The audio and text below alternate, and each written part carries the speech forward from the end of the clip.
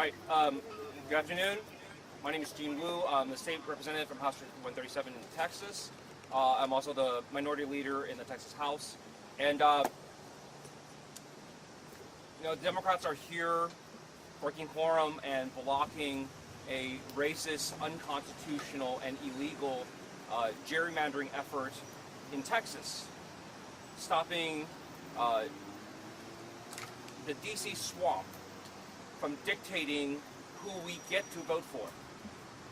This is an effort to stifle Americans who have had enough.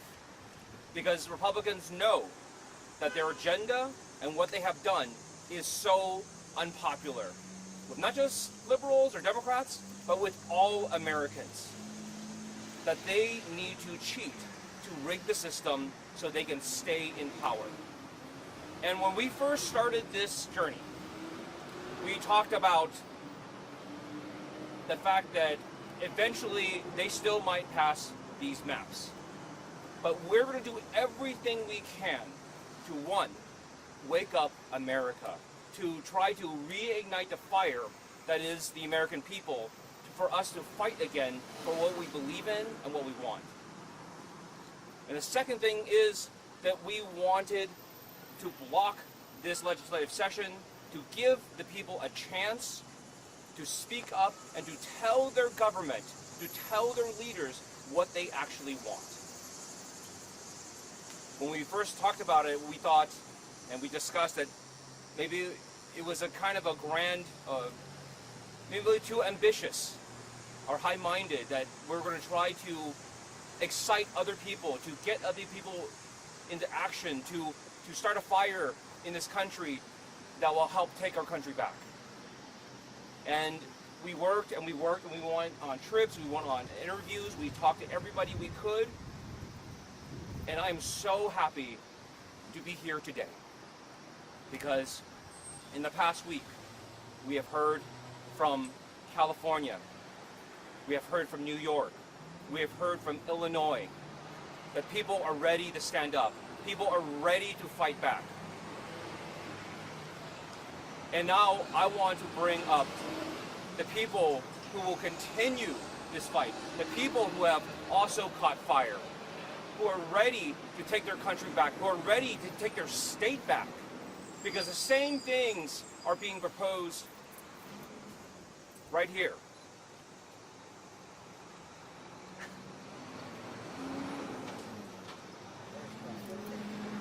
We're right here in Church Park talking about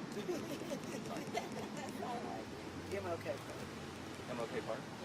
We're here at MLK Park to talk about the future of what there is. And we want to bring up people who are also asking for help, just like we're asking for help. That we cannot do this alone. That this is not a fight that we can sustain and win on our own. And what we need is we need more people to join us. Yes. We need more states to come to our aid. Yes. And we need more people to say, we will start taking more aggressive actions. We will defend against this. If Texas is determined to do this, if other red states are determined to do this, and to stifle and block the will of the people, and to take away our voice and our power, then we will have other states who will make sure that it does not matter what they do, that we will nullify their actions. We will make it pointless for them to attack our democracy. And with that, I welcome up the leader that will also help us continue this fight and continue on, Floor Leader Pryor. Yes.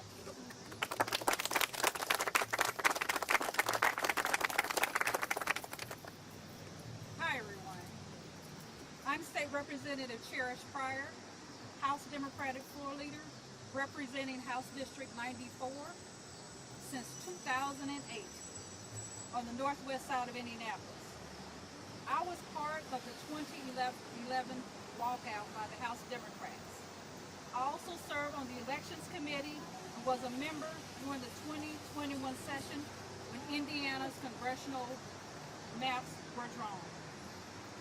The position we face today should trouble every American who believes in the promise of this country, who believes in the Constitution, that it matters, and who understands that efforts to redistrict in the middle of a decade is not only unprecedented, it is also morally corrupt.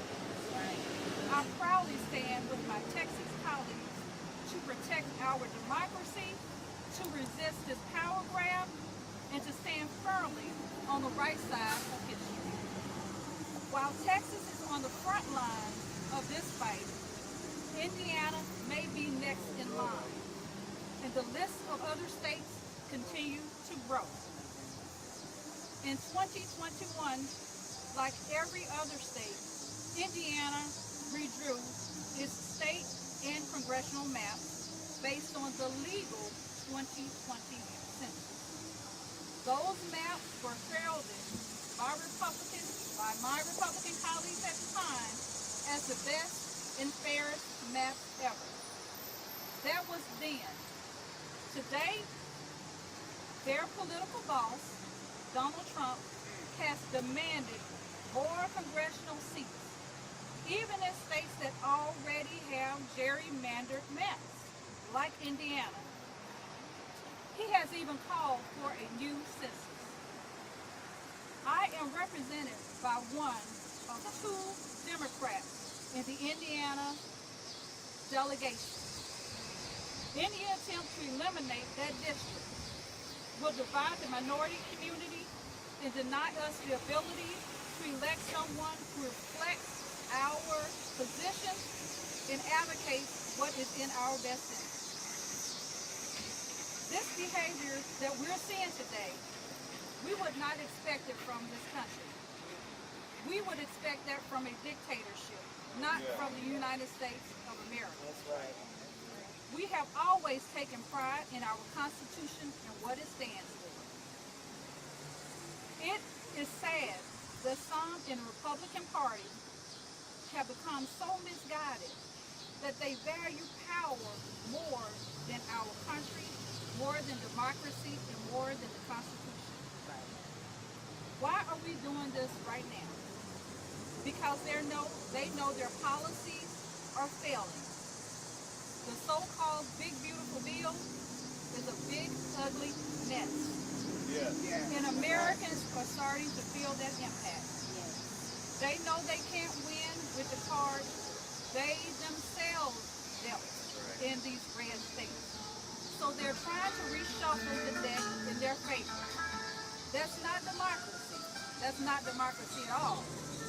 That's called cheating. Meanwhile, Americans are struggling at their dinner table to figure out how they're going to pay their bills. And when that table is gone, they'll move to the couch. When the couch is gone, they'll move to the bed. When the bed is gone, they're going to move to the floor. And when the roof over their heads is no longer available, they're going to be sitting outside. Because that is where Republican policies are sending them. Their greatest fear is that Americans are waking up and realizing that Republican policies are not making them better off, it's making them bankrupt. And so, to hold on to their power and to keep Donald Trump happy, they want to redraw the districts in mid-decade. They have tried to discredit the press, and anyone who dares to disagree with them. But Democrats will not stop fighting to preserve our democracy. That is why we are here, and that is why we stand shoulder to shoulder with our Texas Democrats.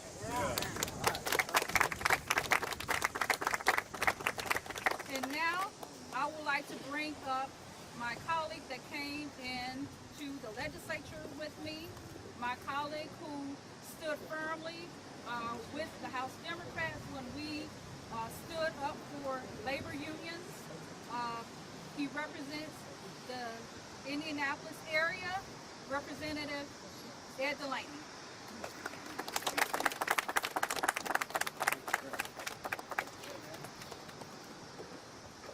Hi there, I've been told to introduce myself. I'm Ed Delaney from House District 86, north side of Indianapolis. I'm a Democrat member of the Indiana House. And and I want to talk to you about two people, one of whom we should glorify and one of whom we should condemn. But before I get to that, let me tell my friends from Texas how glad I am to have you here.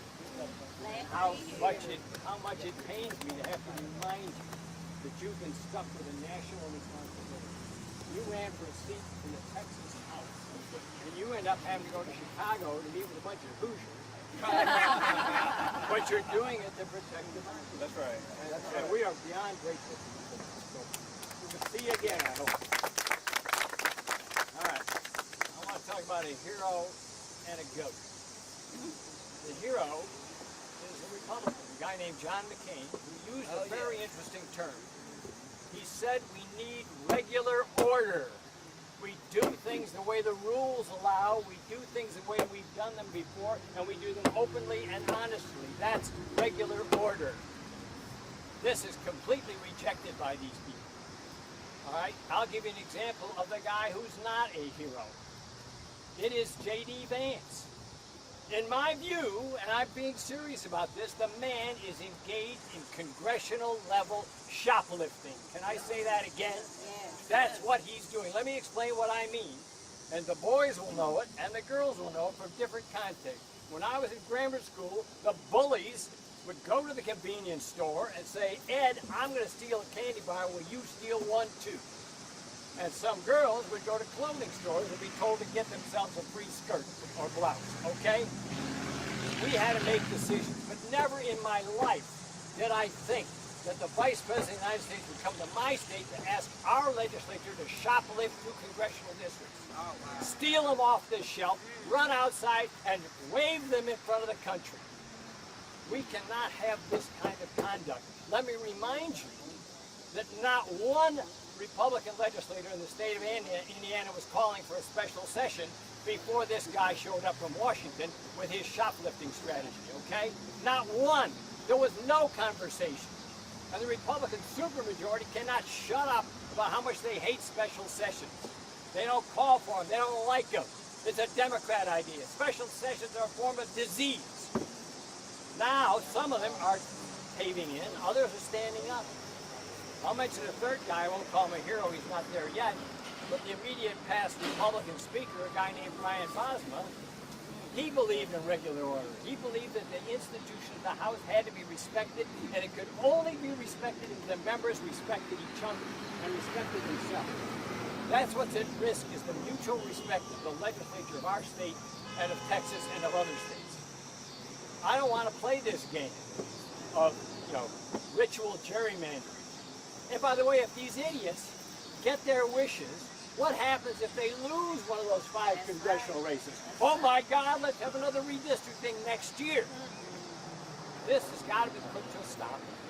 These are the people who are going to try to put it to a stop. I know how hard it is, but we need to support them and stand with them. Otherwise, our people will be subjected to ever-changing districts, none of which are representative. Thank you very much. And I now have to introduce Earl Harris, who is the Assistant Caucus Chair, as am I. I just gave him a new title. And he's also the head of the Black Legislative Caucus in Indiana, and he's from the region. He'll explain what that is. Excuse me. Thank you. Again, my name is Earl Harris, Jr., State Rep from House District 2 in Northwest Indiana. I serve as the Assistant Floor Leader with Representative Pryor. I also serve as the Chair of the Indiana Black Legislative Caucus. And on the national level, I serve as the Vice Chair of the Board of Latino Legislative Leaders. Here's the thing. I am an Indiana State Representative, Northwest Indiana, House District 2. I represent 68,000 people, just like the rest of the representatives in Indiana. My job, my responsibility, why they put me into office, is to help my constituents make their life better, do things that will help them and guide them through life. My job is not to help a guy in Washington, D.C.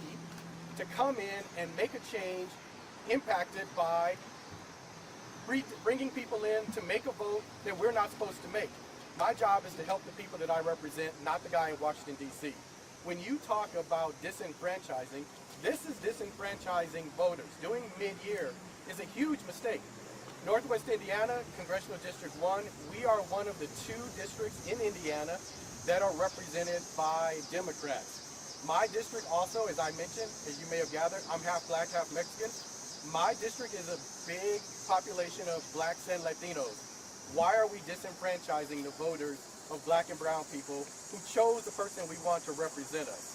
So we need to stand here and fight and be here in this fight. The other thing I want to bring up before I close is we are talking about and looking at on the national level and with us on the state level, insurance for people getting cut because of money. Money that goes to feed children getting cut because the funds aren't there. Teachers not getting paid the way they are. There's a long list of things that money is not there for, but now there's talk of bringing us back, which will cost hundreds of thousands of dollars to pay for a special session. Someone please explain to me how that makes sense. So I'm glad to stand here with people from Texas. I'm glad to stand here in Illinois, because the other reality to this is Texas is here not only fighting for Texas, they're fighting for Indiana, they're fighting for Illinois, they're fighting for states all over this country. And it is important that we, representatives from the state of Indiana, show up and show them that we have their back. I want to thank you for your time. We're not going to answer questions, but we will be around to talk to you as individuals. Thank you, everybody. We appreciate it.